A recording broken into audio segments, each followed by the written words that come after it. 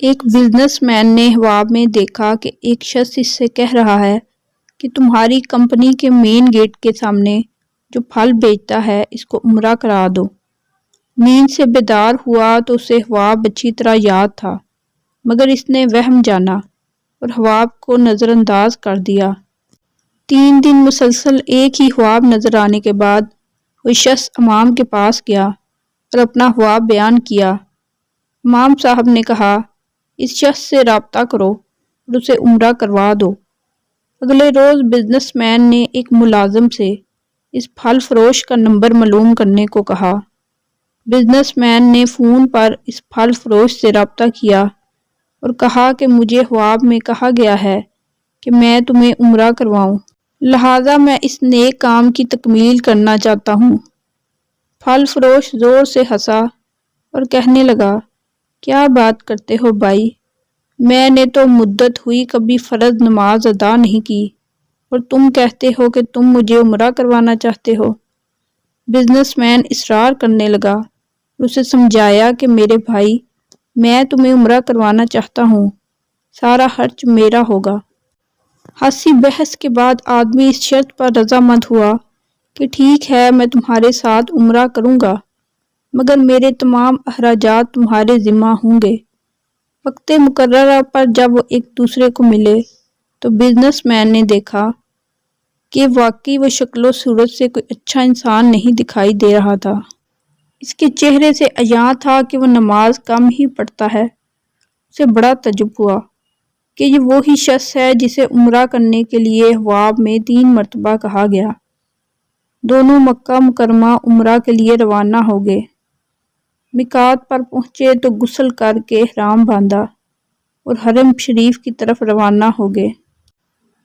انہوں نے بیت اللہ کا طواف کیا، مقام ابراہیم پر 2 رکعت نماز ادا کی، صفا و مروہ کے درمیان سعی کی، اپنے سرو کو منڈوایا اور اس طرح عمرہ مکمل ہو گیا۔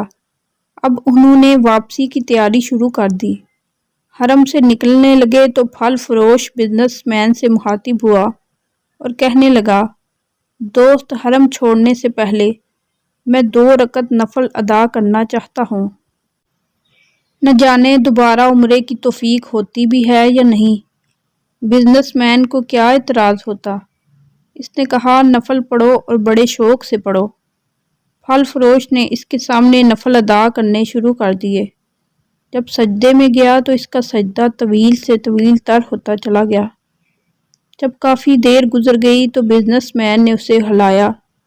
جب کوئی حرکت نہیں ہوئی تو اسے معلوم ہوا کہ پھل فروش کی روح حالت سجدہ میں ہی پرواز کر چکی تھی۔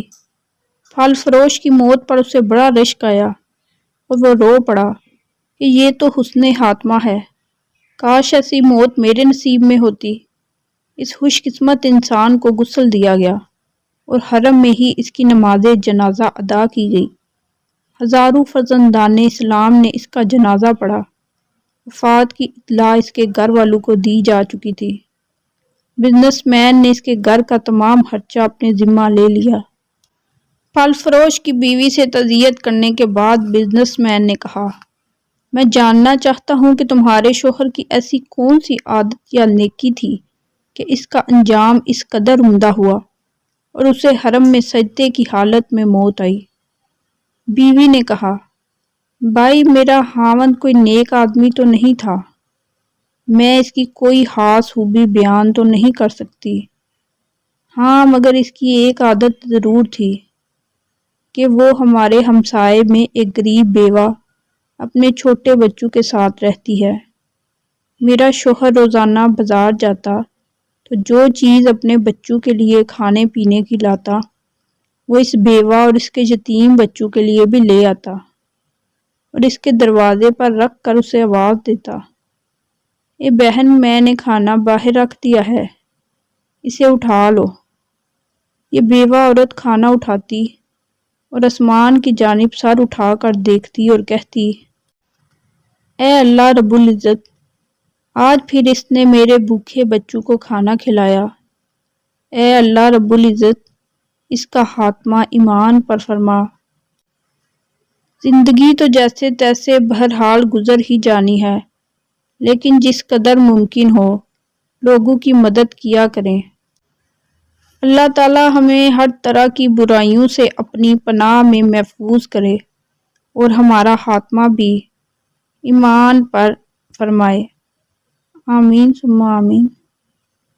اگر آپ کو میری یہ ویڈیو اچھی لگی ہے تو لائک اور شیئر ضرور کریں اور چینل کو سبسکرائب کرنا نہ بھولیں اور کمنٹ سیکشن میں اپنی رائے کا اظہار ضرور کیا کریں۔ شکریہ۔